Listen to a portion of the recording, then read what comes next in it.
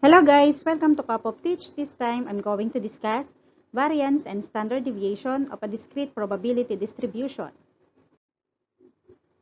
Before we discuss the variance, let us review first yung mean of discrete probability distribution kasi kailangan natin to get the variance or to compute the variance.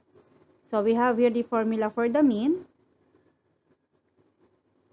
This is the symbol that we use for the mean, or EX for the expected value. Same lang silang dalawa. So, kahit alin sa kanilang dalawa ay pwede natin gamitin. So, depende sa tanong. Kung ang tanong ay mean, so we're going to use this one. Pero kung ang tanong ay expected value, so we're going to use this symbol. Then, we're in this symbol, summation, sum of terms. Capital letter X, discrete random variable. Small letter x is the outcome or value of random variable. Px is probability of the outcome x. So this time, we're going to discuss now the variance and standard deviation of probability distribution. So variance is a measure of spread for the distribution of a random variable that determines the degree of which the values of a random variable differ from the mean or expected value. So this is the formula for the variance. This is the symbol, or we can use this one. So, pareho lang sila, kahit alin sa kanilang dalawa ay pwede natin gamitin. We're in this symbol, population mean. So, we're going to read this as mu. And this one is summation, sum of terms. Small letter x, outcome or value of random variable. Px, that is probability of the outcome x. And for the standard deviation is the square root of the variance. And this is the formula for the standard deviation. And we have here the alternative formula for the variance and standard deviation of probability distribution. So, ito ay mas maikli kaysa sa nauna na binigay nating formula. And this is the formula for the variance. And for the standard deviation, this one, wherein this symbol is the population mean. So, we read this as mu. And this symbol, summation, sum of terms. Small letter x, outcome or value of random variable. And px is the probability of the outcome x. So, let us apply now the formula for the variance and standard deviation. Given dito ang table and outcomes, 0, 1, 2, 3, and 4. Then, sa probability of outcome x, we have here 0.12, 0.25, 0.18, 0.35, and 0.10. Then, yung next table natin ay product ng dalawa. So, let us multiply yung outcome and probability of outcome x. So, itong dalawa, let us multiply 0.12 times 0, or 0 times 0.12 is 0. 1 times 0.25 is 0.25. 2 times 0.18 is 0.36. 3 times 0.35 is 1.05. Then 4 times 0.10 is 0.40. Then after that, we're going to get the sum of this. Ito na yung summation. And that is equal to 2.06. So, since meron na tayo ditong summation ng outcome times the probability of outcome x, therefore, meron na rin tayong mean. Kasi kung ano yung value nito, value na rin ang mean. So, we will have now, mean is equal to 2.06. Next table natin, yung x minus natin sa mean. So, yung x natin, yung outcome natin. So, ito yon. Yung 0, 1, 2, 3, and 4. Subtract natin siya dito sa mean natin. So, we will have now negative 2.06, negative 1.06, 0.06,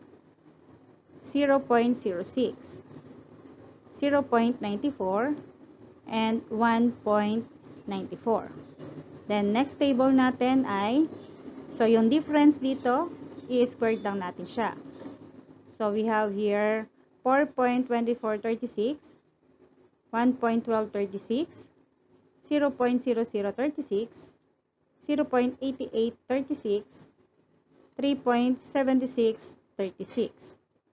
Then, yung last na table natin ay yung sagot dito, multiply natin dito sa probability of outcome X. So, let us multiply this. 0.12 times 4.2436 is 0.5092. Then 0.25 times 1.1236 is 0.2809. 0.18 times 0.0036 is 0.0006. Then 0.35 times 0.8836 is 0.3093. Then 0.10 times 3.7636 is 0.3764. So, we're going to get the sum of these para makuha natin ang summation. And that is equal to 1.4764. So, solve na natin yung variance. So, since meron na tayo ditong summation, and that is 1.4764, so, substitute lang natin dito. So, variance is equal to 1.48. Kasi, 2 decimal places lang kunin natin dito. So, since ito ay 47.6, so 6 ang kasunod ng 7, so round up na lang tayo dito sa 7, so magiging 8 na siya. That is why we have here variance is equal to 1.48. Then, let's go to standard deviation. So, kunin lang natin ang square root ng variance natin. So, we have here the square root of 1.48. And standard deviation now is 1.22. So, this time, we're going to use the alternative formula. Same pa rin ang table natin. Outcomes natin ay 0, 1, 2, 3, and 4. Then, probability of outcome X, we have here 0.12, 0.25, 0.18, 0.35, and 0.10. Then, next table natin ay yung product nilang dalawa. Product ng outcomes and probability of outcome X. So, itong dalawa. Let us multiply. 0 times 0.12 is 0. 1 times 0.25 is 0.25. Then, 2 times 0.18 is 0.36. 3 times 0.35 is 1.05. And 4 times 0.10 is 0.40. Then after that, we're going to get the sum of this.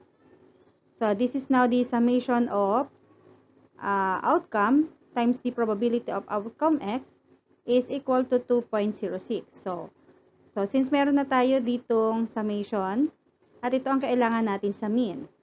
Kasi ang mean natin is equal to summation of outcome times the probability of outcome X. So ito siya. So therefore, mean is equal to 2.06. Next table ay squared ng X o yung outcomes natin times yung probability of X. So, itong dalawa. Pero, bago mo i-multiply, dapat ay i-squared muna natin yung outcomes. So, let's have here 0. Squared is 0. Times 0.12, that is equal to 0. Next is 1 squared. 1 squared is 1 times 1 equals 1. Times natin yan sa 0.25. So, we will have now 0.25. Next is 2. 2 squared. 2 squared is 2 times 2, that is equal to 4. And 4 times 0.18 is equal to 0.72. 3 squared. So, that is 3 times 3, and that is equal to 9. And 9 times 0.35 is 3.15. Then the last one is 4 squared. 4 squared is 4 times 4, and that is equal to 16. Times natin yan sa 0.10, and that is equal to 1.6. And after that, we're going to get the sum of this. So this is now the summation. And that is equal to 5.72. So pwede na tayong mag-solve ng variance. Substitution lang tayo. So, we have here the value for the summation. And we have here the mean. So, variance is equal to 5.72 minus 2.06 squared. So, squared muna natin itong mean natin bago tayo mag-subtract. So, variance is equal to 5.72 minus 4.2436. Then, this time, pwede na tayong mag-subtract. Variance is equal to 1.48. Let's go to the standard deviation. So, standard deviation, so, square root lang siya ng variance natin. So, ang variance natin ay 1.48. So, variance natin ay 1.48. We're going to get the square root of that. So, standard deviation is equal to 1.22. Let's have another example using alternative formula. Given ang table natin, outcomes are 0, 1, 2, 3, and 4. Probability of outcome X, we have here 0.16, 0.26, 0.15, 0.25, and 0.18. Next table natin ay kunin natin ang product ng dalawa. So, outcome times the probability of outcome X. Let us multiply the two. 0 times 0.16 is 0. 1 times 0.26 is 0.26. 2 times 0.15 is 0.3. 3 times 0.25 is 0.75. And the last one, 0.18 times 4 or 4 times 0.18 is 0.72. Then, after that, we're going to get the sum para sa summation natin. And that is equal to 2.03. So, since meron na tayong value dito ng summation ng outcomes times the probability of outcome X, so kung anong value nito, yun din ang mean natin. Substitution lang tayo. So, mean is equal to 2.03. Let's go to the third table. So, x squared times the probability of outcome X. So, yung dalawa, multiply natin. Pero bago tayo mag-multiply, dapat naka-squared si X. So, we will have now 0 squared is 0 times 0.16 is equal to 0. Next is 1 squared. 1 squared is 1 times 1 and that is equal to 1 times 0.26 is equal to 0.26. Next is 2 squared. 2 squared is 2 times 2 that is equal to 4 times 0.15 equals 0.6. 3 squared. 3 squared is 3 times 3 and that is equal to 9. 9 times 0.25 is equal to 2.25.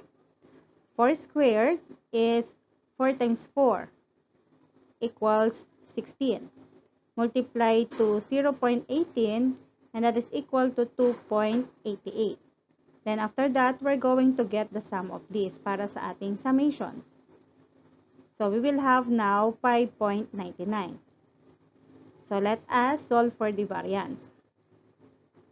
Substitution lang tayo sa variance natin. So we have here the summation, 5.99. And then yung mean natin ay 2.03. Yung mean natin ay squared natin yan. Huwag nyo kakalimutan. So, we will have now variance is equal to 5.99 minus 4.1209 yung squared ng 2.03. Then, subtract natin yung dalawa. Variance is equal to 1.87. Let's go now to the standard deviation. So, standard deviation is equal to the square root ng variance natin. So, ang variance natin ay 1.87. So, variance is equal to the square root of 1.87 and the square root of 1.87 is 1.37. So, this is now our standard deviation. Okay, let's have now another example for alternative formula. We have here the outcomes and probability of outcome X.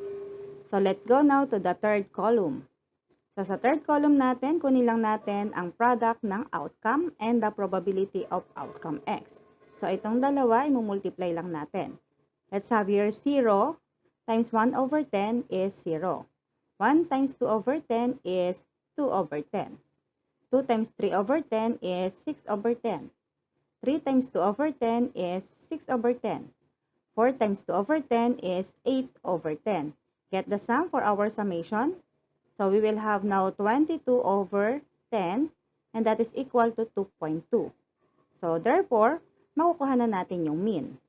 So ang mean natin ay summation ng outcome and probability of outcome x, which is 2.2.